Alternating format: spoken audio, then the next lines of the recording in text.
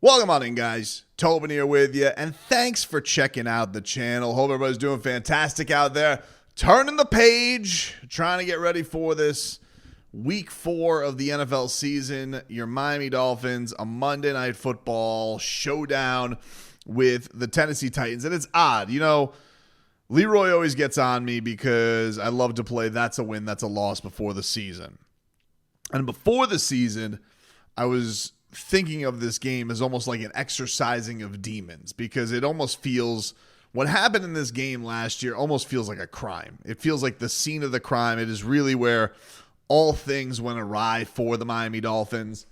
And it's wild. It's wild to see that, where things have gone for them ever since that loss to the Tennessee Titans, how things have just completely crumbled under their feet.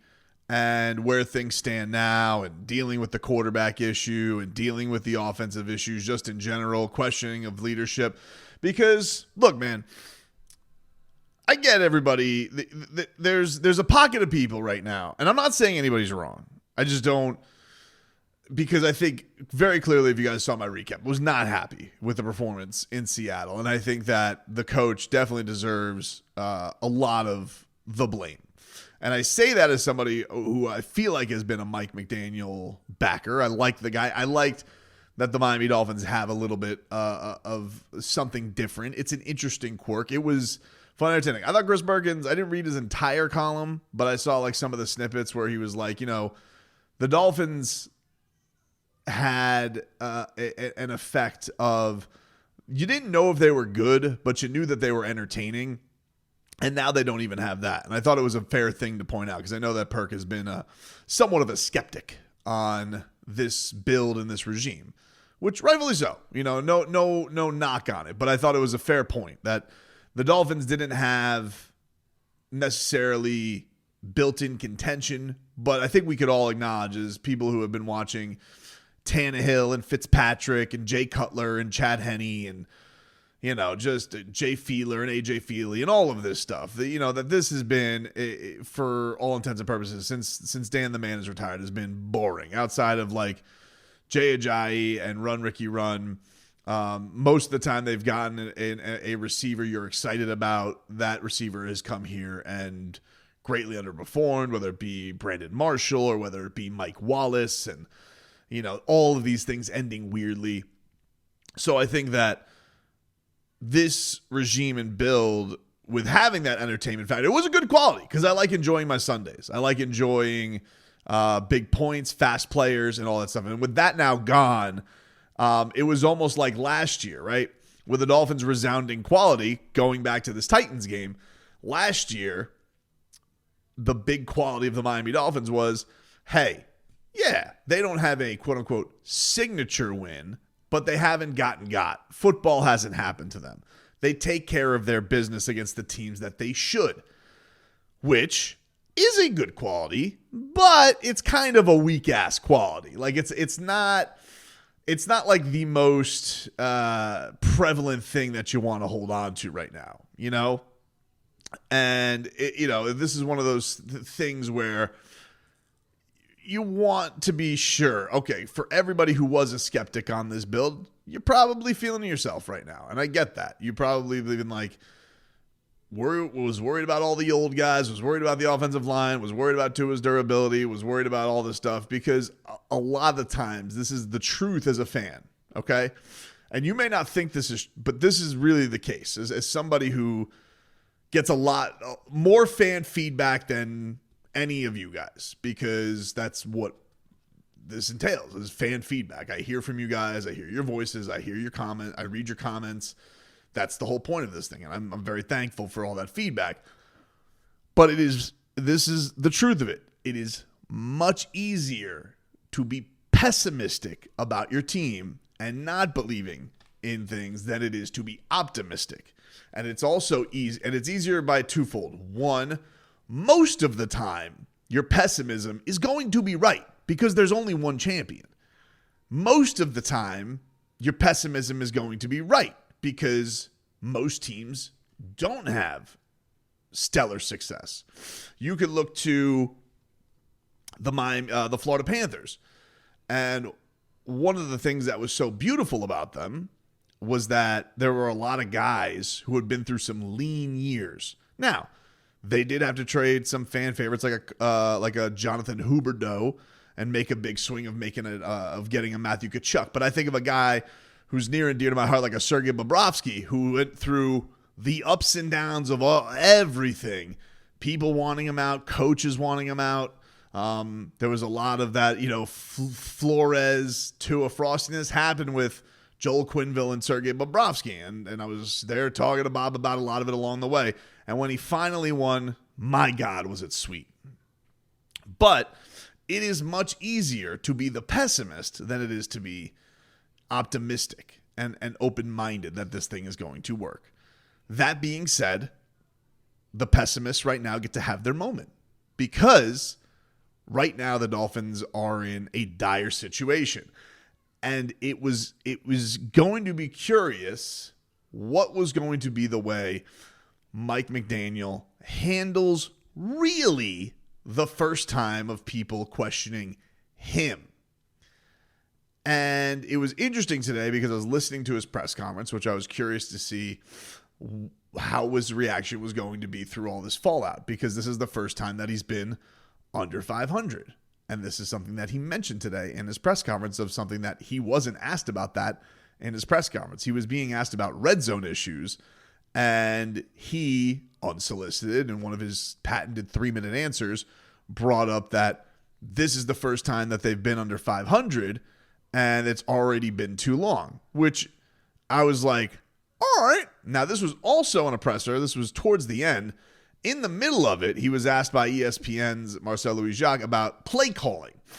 And I got to tell you, this may be me having rabbit ears and being, seeing it. Maybe I'm being snack reacher here, and I'm looking into things a little bit too much. But for the pessimist who had questions about Mike McDaniel and wondering, is his style going to work? And especially, can it work without his franchise quarterback? Can it work without his guy, Tua? Because we're at a point right now where people are trying to do this thing now that Tua is the guy who made Mike McDaniel and Mike McDaniel's not the guy who made Tua. I got to tell you guys, that is the lamest argument I've ever heard. And it's not that it's wrong. It's just neither one of these guys garner the Brady Belichick argument. You know what I mean? Like, I'm here for having that argument. Who deserves more credit over a dynasty? Belichick, Brady, Duncan, Popovich, Phil Jackson, Michael Jordan. You want to have those arguments? All right. Pat Riley, Dwayne Wade. Hey, these are fine arguments. To do this with a team that maxed out at 11 wins and got bounced in the first round, to me, who deserves more credit? I think that they have both had a pretty harmonious relationship that for their careers has been beneficial. Mike McDaniel finally got to be a head coach. Tua Tagovailoa got to have a coach that believed in him and led him to $160 million guaranteed. But which one is more responsible for success? Well, I guess you could say it's by record Tua. But would have Tua have been here if the former coach stuck it out? Probably not. The only reason that the guy is probably still here is because the team got busted for tampering. So I found all of that hilarious, is now we're all going to the place of, well, now they need Tua, which for people who support Tua, like I have and have the audacity to be optimistic that he's going to be good. The thing that's funny about that is I've never said that Tua's not flawed and Tua's perfect. But the one thing I've never found out is if you're looking around the league right now and you're seeing all the quarterbacks who got paid, right? Trevor Lawrence, who I've always thought never got half the heat that Tua did. He might get benched for Mac Jones. Joe Burrow goes from Super Bowl darling to now he's 0-3. You look at Justin Herbert, he can't keep his body apart, even though he is Mr. Prototype, and now he's got a guy who's basically masking him with a huge run game anyway. He's already had 3 coaches in his career. Dak Prescott, what more needs to be said? I mean, the Dallas Cowboys are, and who knows, these things, it's 3 games in, but you get my point. All of these guys, if you're not Patrick Mahomes right now, or Josh Allen, who's very much shutting everybody up, every one of these quarterbacks is questioned. The only time you're not really questioned and have to deal with the heat of it is if you're on your rookie deal, because nobody has investment in you. No team has really backed up the Brinks truck for you. Again, it's easier to be pessimistic and think that it's not going to work out because most of them don't work out than it is to be optimistic. But to sit here and have this petty quibble, who's more responsible, who needs who more, I think these guys have both been pretty clear of it. They both needed each other. You know, and look, it's really going to be upon Mike McDaniel right now to prove that he can win some winnable games as far as this roster is concerned without Tua. It sounds like they're leaning Tyler Huntley, which I think is the smart move. Tim Boyle, all respect to you, dude. Valiant effort, and you looked like one of those, you know, little dandelions that came out of the weeds that was that game. But when Mike McDaniel said they signed Tyler Huntley, they said because Little Cachet has been in important situations, has replaced an MVP. Let's not overthink this. Tyler Huntley should get it. Skylar Thompson's ribs are made of spaghetti right now. And Tim Boyle, break glass to finish this thing if it's like awful. But no, it absolutely should be Tyler Huntley starting this game on Monday. I see on ESPN right now that the Miami Dolphins are a 1-point favorite. Some books had them. I don't know if that line is flipped, but I did see some lines had them as a 1-point underdog, which to an 0-3 Titans team is pretty disrespectful. And pretty funny for everybody who thinks that, you know, Tua is some system quarterback, that is the point that we're at. But I don't want to hear and rain on Tua's credentials right now because I think that's kind of boring. We're here with that. He's not here for the next 4 weeks. What does it matter? We'll talk Tua stories on Tua stories. But for Dolphins, this is a coaching story right now. And with Mike McDaniel, it is going to be interesting. How does he handle the pressure of people really questioning him? And I got to tell you, I thought he got a little bit snippy today because he was asked again. He's been asked multiple times, would he consider giving up play calling? And I do genuinely think that bothers him, which is fine. It's a human thing for him as a guy who is thought of as a very creative person. And I think we all watch the Dolphins and think, hey, this is creative. Like, this is some things every coach that he goes up against, everybody acknowledges the Miami Dolphins have something different when they're preparing for him. Doesn't mean that people haven't figured it out a little bit, but most people give the respect of, hey, the idea of what we're going to defend is going to be pretty hard. And I think it genuinely does bother Mike McDaniel to be in this part because he's mentioned this is the first time he's been under 500. But when asked about this, he brings just I'll let you hear it for yourself. It's a long answer. I don't want to play all of it because I don't want to sit here for 3 minutes, but I'll give you a snippet of it, about 90 seconds of it. And I thought, damn, because there'll be a word in here that I'll point out, and I'm not gonna play the video. You guys could go find it online. Go to, I think Marcel tweeted it out, but you can even see kind of in the look he was annoyed by this question because let's be real about it. He's not giving up play calling. But here was the back and forth. I've yammered enough on this. I pulled a Mike McDaniel.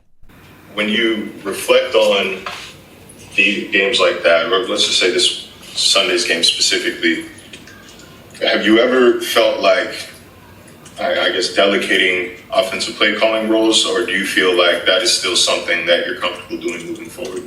Yeah, I think that, whatever it is, I think I'm a veteran enough to the National Football League that I expect to field those types of questions randomly when your production isn't near what anyone wants. So, I think it's important as the head coach and leader to take accountability for all decisions made, and then as well as what if we had numerous touchdowns that were terribly timed play calls that players just made right. I think you have to, I don't just make that assessment. I think it'd be incredibly irresponsible if I just went with the results. I think every time that I call plays, I'm de facto, doing so in the light that I think it's the best for the team. Goes on a little bit more with some thoughts there, in his typical Mike McDaniel fashion. But I did think the response there of like, I'm veteran enough to know that I'm randomly going to get asked questions like this when things aren't going on. I was like, Mike's pretty chill and pretty relaxed, so I'm grading this very much on a scale. But I was like, that was kind of snippy. That was, to me, like a little bit ruffling of the feathers. Because this was not the first time he's been asked about it. He was asked about this, I believe, at the owners' meetings or the combine this year about giving up play calling. And I think nobody's saying Mike McDaniel shouldn't have a hand in play creation. It's just a matter of, like, is him running the whole operation, is it the best way for things to go? Talked about this on the radio show. I talked about this on the recap, but honestly, the thing that bothered me the most about Mike McDaniel was him getting away from him. I thought the idea that he went from a guy who always goes for it and always believes in it to now all of a sudden you're going Tony Sperano and you're trying to kick 60-yard field goals down 3-0. Like, who is this guy? So I definitely think there has to be some coming to football gods moment for him to be thinking about, hey, what the hell am I doing? Where am I? But it is interesting, mentioning the record, mentioning, I'm used to getting these types of questions all the time. Yeah, but this is one of those times where, you're going to have the finger pointed at you. And it is interesting because he says, would I rather call, or alludes to, would I rather call bad plays that players just made plays and get results? Like, that implies to me that, no, I'm calling the right play. I'm calling the right plays. They're just not getting executed. And I was just like, yeah, all right, that's a little bit frosty. It's a little snippy. It's nothing to like get crazy about. It's not like he mother bleeped the reporter about it, but it was kind of like a little smartest man in the room syndrome to me. Which is interesting. It's going to be interesting to see how this all falls out. But I do hope to give the Dolphins the best chance to win. I don't think a battered Skylar Thompson who wet the bed, even if he was healthy, I think starting him, I don't think it's the right thing for the team right now. And I say this as a guy who backed Tyler. I believed in Tyler, and I was loud wrong. I don't know what that was. I don't know if that was the jitters from him because, backup quarterbacks could make a handsome living if they do it right, if they're thought to be viable, and that was his big chance, and maybe he just couldn't execute. I don't know. Maybe it was the play calling. Maybe it was guys not playing hard enough in front of him. But I think a lot of people, after reviewing this, think, that was a QB issue. And with Mike, there's Mike issues too, because I think he made that choice. He has a big hand in personality, has a big hand in running the offense, and that's the best that they could do. And then with some of the things that they had moderate success with, just feels like goes by the wayside. I'm not a play caller. I'm some carnival barker behind a microphone and on my couch. But I think all of us could sit here just very confused at some of the things the Dolphins are doing operationally, which is why you're getting questions like that, Mike, down with a 1-2 record under 500 for the first time, as you pointed out, unsolicited.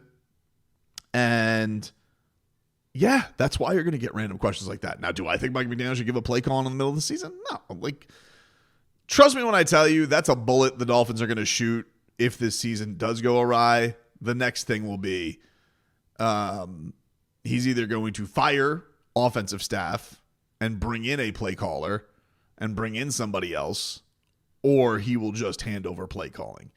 And that'll be a move that they do. But yeah, I kind of thought, you kind of just have to, reach it. This is just somebody who, listens to all of his press conferences. A lot of time listening to his press conferences. Too much time listening to his press conferences. I was just like, that was a little just snippy. I don't want to say frosty even. It was snippy. That's all I thought. It was a little bite. That's what that was from Mike McDaniel.